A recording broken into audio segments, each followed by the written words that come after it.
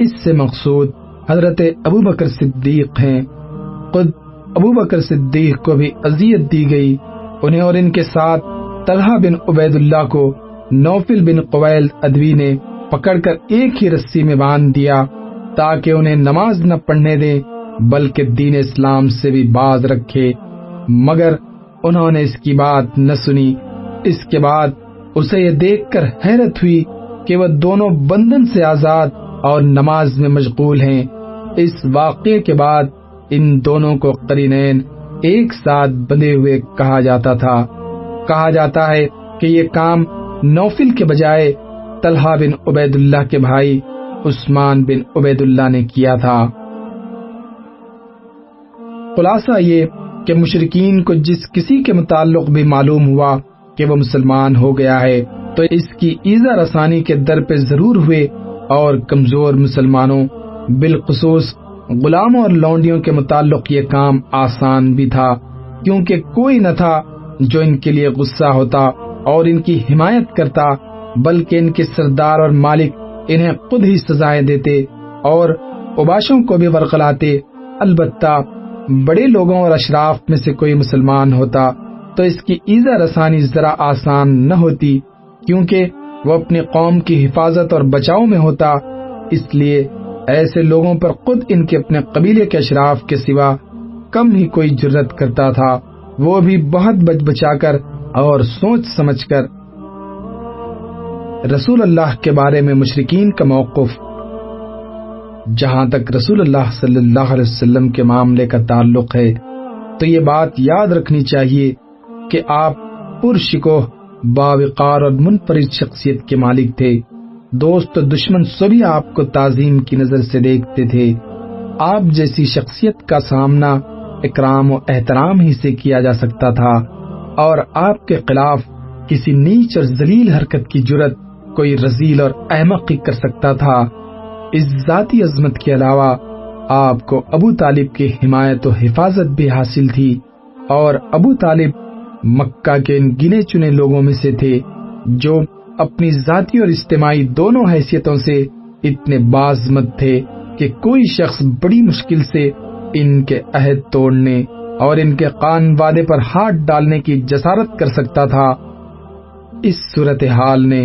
قریش کو سخت پریشانی اور کشمکش سے دوچار کر رکھا، جو تقاضا کر رہی تھی کہ کسی ناپسندیدہ دائرے میں پڑے بغیر اس مشکل سے نکلنے کے لیے سنجیدگی سے غور کریں۔ بلاخر انہیں یہ راستہ سمجھ میں آیا کہ سب سے بڑے ذمہ دار ابو طالب سے بات چیت کریں، لیکن خاص سی حکمت اور واقعیت پسندی کے ساتھ، اور ایک گونا چیلنج اور پوشیدہ دھمکی لیے ہوئے، تاکہ جو بات کہی جائے اسے وہ تسلیم کر لیں۔ قریش کا وفد ابو طالب کی خدمت میں۔ ابن ساخ کہتے ہیں کہ اشراف قریش سے چند آدمی ابو طالب کے پاس گئے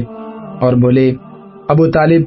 آپ کے بھتیجے نے ہمارے معبودوں کو برا بھلا کہا ہے، ہمارے دین کی عیب چینی کی ہے، ہماری عقلوں کو حماقت زدہ کہا ہے اور ہمارے باپ دادا کو گمراہ قرار دیا ہے، لہذا یا تو آپ انہیں اس سے روک دیں یا ہمارے اور ان کے درمیان سے ہٹ جائیں، کیونکہ آپ بھی ہماری طرح ان سے مختلف دین پر ہیں، ہم ان کے معاملے میں آپ کے لیے بھی کافی رہیں گے۔ اس کے جواب میں ابو طالب نے نرم بات کہی اور روادارانہ لب و لہجہ اختیار کیا، چنانچہ وہ واپس چلے گئے، اور رسول اللہ صلی اللہ علیہ وسلم اپنے سابقہ طریقے پر رواں دواں رہتے ہوئے اللہ کا دین پھیلانے اور اس کی تبلیغ کرنے میں مصروف رہے۔ لیکن جب قریش نے دیکھا کہ آپ دعوت اللہ کے کام میں حسب سابق مصروف عمل ہیں تو زیادہ دیر تک صبر نہ کر سکے، بلکہ آپس میں خاصی چموگوئیاں کی اور ناگواری کا اظہار کیا، حتیٰ کہ ابو طالب سے دوبارہ زیادہ سخت اور سنگین لہجے میں گفتگو کرنے کا فیصلہ کیا۔ ابو طالب کو قریش کی دھمکی۔ اس فیصلے کے بعد سرداران قریش ابو طالب کے پاس پھر حاضر ہوئے اور بولے، ابو طالب، آپ ہمارے اندر سن و شرف اور اعزاز کے مالک ہیں، ہم نے آپ سے گزارش کی تھی کہ آپ اپنے بھتیجے کو روکیے، لیکن آپ نے انہیں نہیں روکا۔ آپ یاد رکھیے، ہم اسے برداشت نہیں کر سکتے کہ ہمارے آباء و اجداد کو گالیاں دی جائیں، ہماری عقل و فہم کو حماقت زدہ قرار دیا جائے اور ہمارے معبودوں کی عیب چینی کی جائے۔ آپ روک دیجئے، ورنہ ہم آپ سے اور ان سے ایسی جنگ چھیڑ دیں گے کہ ایک فریق کا صفایا ہو کر رہے گا۔ ابو طالب پر اس زوردار دھمکی کا بہت زیادہ اثر ہوا اور انہوں نے رسول اللہ صلی اللہ علیہ وسلم کو بلا کر کہا، بھتیجے، تمہاری قوم کے لوگ میرے پاس آئے تھے اور ایسی ایسی باتیں کہہ گئے ہیں، اب مجھ پر اور خود اپنے آپ پر رحم کرو اور اس معاملے میں مجھ پر اتنا بوجھ نہ ڈالو جو میرے بس سے باہر ہے۔ یہ سن کر رسول اللہ صلی اللہ علیہ وسلم نے سمجھا کہ اب آپ کے چچا بھی آپ کا ساتھ چھوڑ دیں گے اور وہ بھی آپ کی مدد سے کمزور پڑ گئے ہیں، اس لیے فرمایا،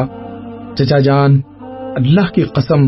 اگر یہ لوگ میرے داہنے ہاتھ میں سورج اور بائیں ہاتھ میں چاند رکھ دیں کہ میں اس کام کو اس حد تک پہنچائے بغیر چھوڑ دوں کہ یا تو اللہ اسے غالب کر دے یا میں اسی راہ میں فنا ہو جاؤں، تب تک میں اس کام کو نہیں چھوڑ سکتا۔ اس کے بعد آپ کی آنکھیں اشک بار ہو گئیں، آپ رو پڑے اور اٹھ گئے۔ جب واپس ہونے لگے تو ابو طالب نے پکارا اور سامنے تشریف لائے تو کہا، بھتیجے، جاؤ جو چاہو کہو، اللہ کی قسم میں تمہیں کبھی بھی کسی بھی وجہ سے نہیں چھوڑ سکتا۔ اور یہ اشعار کہے، واللہ وہ لوگ تمہارے پاس اپنی جمیعت سمیت بھی ہرگز نہیں پہنچ سکتے، یہاں تک کہ میں مٹی میں دفن کر دیا جاؤں۔ تم اپنی بات کھلم کھلا کہو، تم پر کوئی قدغن نہیں، تم خوش ہو جاؤ اور تمہاری آنکھیں اس سے ٹھنڈی ہو جائیں۔ قریش ایک بار پھر ابو طالب کے سامنے۔ پچھلی دھمکی کے باوجود جب قریش نے دیکھا کہ رسول اللہ صلی اللہ علیہ وسلم اپنا کام کیے جا رہے ہیں تو ان کی سمجھ میں آ گیا کہ ابو طالب رسول اللہ کو چھوڑ نہیں سکتے، بلکہ اس بارے میں قریش سے جدا ہونے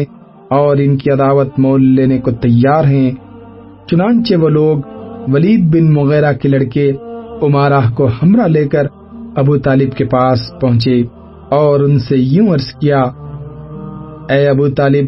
یہ قریش کا سب سے بانکا اور خوبصورت نوجوان ہے، آپ اسے لے لیں، اس کی دیت اور نصرت کے آپ حقدار ہوں گے،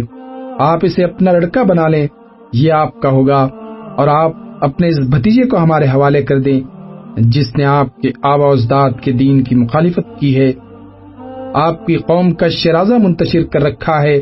اور ان کی عقلوں کو حماقت سے دوچار بتلایا ہے، ہم اسے قتل کریں گے، بس یہ ایک آدمی کے بدلے ایک آدمی کا حساب ہے۔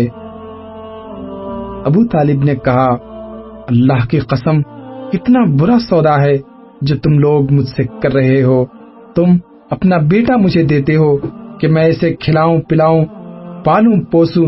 اور میرا بیٹا مجھ سے طلب کرتے ہو کہ اسے قتل کر دو، اللہ کی قسم یہ نہیں ہو سکتا۔ اس پر نوفل بن عبد مناف کا پوتا مطعم بن عدی بولا، اللہ کی قسم اے ابو طالب، تم سے تمہاری قوم نے انصاف کی بات کہی ہے اور جو صورت تمہیں ناگوار ہے اس سے بچنے کی کوشش کی ہے، لیکن دیکھتا ہوں کہ تم ان کی کسی بات کو قبول نہیں کرنا چاہتے۔ جواب میں ابو طالب نے کہا، واللہ تم لوگوں نے مجھ سے انصاف کی بات نہیں کی ہے، بلکہ تم بھی میرا ساتھ چھوڑ کر میرے مخالف لوگوں کی مدد پر تلے بیٹھے ہو، تو ٹھیک ہے، جو چاہو کرو۔ ابو لہب اس کے باوجود یہ ساری حرکتیں کر رہا تھا کہ رسول اللہ صلی اللہ علیہ وسلم کا چچا اور پڑوسی تھا، اس کا گھر آپ کے گھر سے متصل تھا، اسی طرح آپ کے دوسرے پڑوسی بھی آپ کو گھر کے اندر ستاتے تھے۔ ابن ساخ کا بیان ہے کہ جو گروہ گھر کے اندر رسول اللہ صلی اللہ علیہ وسلم کو اذیت دیا کرتا تھا وہ یہ تھا: ابو لہب، حکم بن ابی العاص بن امیہ، عقبہ بن ابی معیط، عدی بن حمرہ ثقفی، ابن الاسد حزلی، یہ سب کے سب آپ صلی اللہ علیہ وسلم کے پڑوسی تھے، اور ان میں سے حکم بن ابی العاص کے علاوہ کوئی بھی مسلمان نہ ہوا۔ ان کے ستانے کا طریقہ یہ تھا کہ جب آپ نماز پڑھتے تو کوئی شخص بکری کی بچے دانی اس طرح ٹکا کر پھینکتا کہ وہ ٹھیک آپ کے اوپر گرتی۔ چولہے پر ہانڈی چڑھائی جاتی تو بچہ دانی اس طرح پھینکتے کہ سیدھے ہانڈی میں جا گرتی۔ آپ نے مجبور ہو کر ایک گھروندہ بنا لیا تاکہ نماز پڑھتے ہوئے ان سے بچ سکیں۔ بہرحال جب آپ پر یہ گندگی پھینکی جاتی تو آپ اسے لکڑی پر لے کر نکلتے اور دروازے پر کھڑے ہو کر فرماتے: اے بنی عبد مناف، یہ کیسی ہمسائیگی ہے؟ پھر اسے راستے میں ڈال دیتے۔ عقبہ بن ابی معیط اپنی بدبختی اور قباست میں اور بڑھا ہوا تھا، چنانچہ صحیح بخاری میں حضرت عبداللہ بن مسعود سے مروی ہے کہ نبی صلی اللہ علیہ وسلم بیت اللہ کے پاس نماز پڑھ رہے تھے اور ابو جہل اور اس کے کچھ رفقا بیٹھے ہوئے تھے کہ اتنے میں باز نے باز سے کہا: کون ہے جو بنی فلاں کی اونٹ کی اوجڑی لائے اور جب محمد سجدہ کریں تو ان کی پیٹھ پر ڈال دے؟ اس پر قوم کا بدبخت ترین آدمی عقبہ بن ابی معیط اٹھا اور اوج لا کر انتظار کرنے لگا۔ جب نبی صلی اللہ علیہ وسلم سجدے میں تشریف لے گئے تو اسے آپ کی پیٹھ پر دونوں کندھوں کے درمیان ڈال دیا۔ میں سارا ماجرا دیکھ رہا تھا مگر کچھ نہیں کر سکتا تھا، کاش میرے اندر بچانے کی طاقت ہوتی۔ حضرت ابن مسعود فرماتے ہیں کہ اس کے بعد وہ ہنسی کے مارے ایک دوسرے پر گرنے لگے اور رسول اللہ سجدے میں ہی پڑے رہے، سر نہ اٹھایا، یہاں تک کہ فاطمہ آئیں اور آپ کی پیٹھ سے اوجھ ہٹا کر پھینکی۔ تب آپ نے سر اٹھایا، پھر 3 بار فرمایا: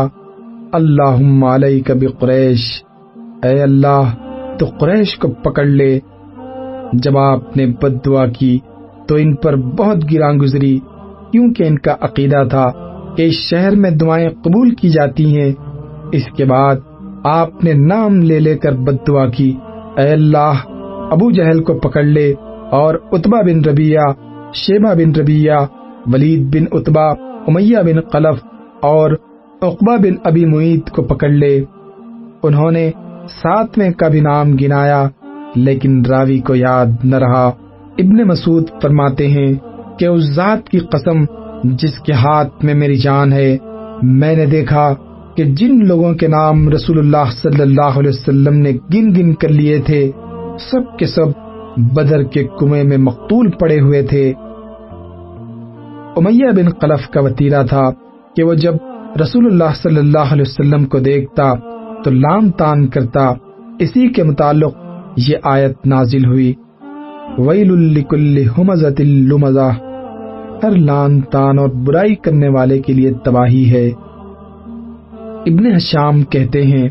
ہمزہ وہ شخص ہے جو علانیہ گالی بکے اور آنکھیں ٹیڑھی کر کے اشارے کرے، اور لمزہ وہ شخص جو پیٹھ پیچھے لوگوں کی برائیاں کرے اور انہیں اذیت دے۔ امیہ کا بھائی ابی بن خلف عقبہ بن ابی معیط کا گہرا دوست تھا۔ ایک بار عقبہ نے نبی صلی اللہ علیہ وسلم کے پاس بیٹھ کر کچھ سنا۔ ابی کو معلوم ہوا تو اس نے سخت سست کہا، عتاب کیا اور اس سے مطالبہ کیا کہ وہ جا کر رسول اللہ کے منہ پر تھوک آئے۔ آخر عقبہ نے ایسا ہی کیا۔ خود ابی بن خلف نے ایک مرتبہ ایک بوسیدہ ہڈی لا کر توڑی اور ہوا میں پھینک کر رسول اللہ کی طرف اڑا دی۔ اخنس بن شریق ثقفی بھی رسول اللہ کے ستانے والوں میں تھا۔ قرآن میں اس کے 9 اوصاف بیان کیے گئے ہیں جس سے اس کے کردار کا اندازہ ہوتا ہے۔ ارشاد ہے: تم بات نہ مانو کسی قسم کھانے والے ذلیل کی جو لام تان کرتا ہے، چغلیاں کھاتا ہے، بھلائی سے روکتا ہے، حد درجے ظالم، بد عمل اور جفاکار ہے، اور اس کے بعد بد اصل بھی ہے۔ ابو جہل کبھی کبھی رسول اللہ صلی اللہ علیہ وسلم کے پاس آ کر قرآن سنتا تھا، لیکن بس سنتا ہی تھا، ایمان و اطاعت اور ادب و خشیت اختیار نہیں کرتا۔ وہ رسول اللہ کو اپنی بات سے اذیت پہنچاتا اور اللہ کی راہ سے روکتا تھا، پھر اپنی اس حرکت اور بڑائی پر ناز اور فخر کرتا، گویا اس نے قابل ذکر کارنامہ انجام دے دیا ہے۔ قرآن مجید کی یہ آیات اسی شخص کے بارے میں نازل ہوئی۔ نہ اس نے صدقہ دیا، نہ نماز پڑھی، بلکہ جھٹلایا اور پیٹ پھیری، پھر وہ اکڑتا ہوا اپنے گھر والوں کے پاس گیا، تیرے خوب لائق ہے، خوب لائق ہے۔ اس شخص نے پہلے دن جب نبی صلی اللہ علیہ وسلم کو نماز پڑھتے ہوئے دیکھا تو اسی دن سے آپ کو نماز سے روکتا رہا۔